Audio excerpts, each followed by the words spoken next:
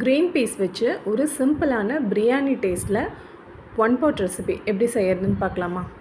First ஒரு குக்கரில் தேவையான அளவு எண்ணெய், நெய் இது ரெண்டையும் நல்லா சூடானதுக்கப்புறமா அதுலேயே ஸ்பைசஸ் எல்லாமே ஆட் பண்ணிக்கோங்க. நட்சத்திரப்பூ, பட்டை, சோம்பு, கிராம்பு, பிரியாணி இலை, இந்த மாதிரி ஏலக்காய் எல்லாத்தையும் சேர்த்து நல்லா வதக்கிக்கோங்க. இது கூடவே ஒரு பச்சை மிளகா அதையும் சேர்த்து நல்லா வதக்கிக்கோங்க. இது நல்லா வதங்கினதுக்கு அந்த அரோமா வந்ததுக்கப்புறமா ஒரு 2 பெரிய வெங்காயம் அதை நல்லா தின் ஸ்லைசஸ் பண்ணி அதையும் இதோடவே சேர்த்து நல்லா வதக்கிக்கோங்க.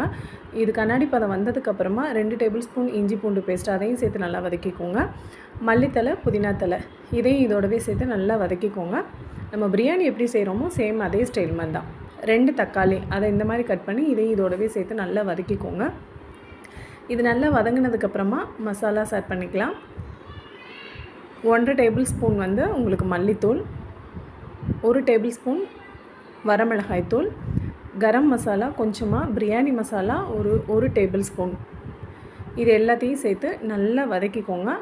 பச்சை வாசம் போனதுக்கப்புறமா இது நல்லா வதங்கி பச்சை வாசம் போனதுக்கப்புறமா இதோடவே 1 டேபிள் ஸ்பூன் தயிர் ஊற்றிக்கோங்க.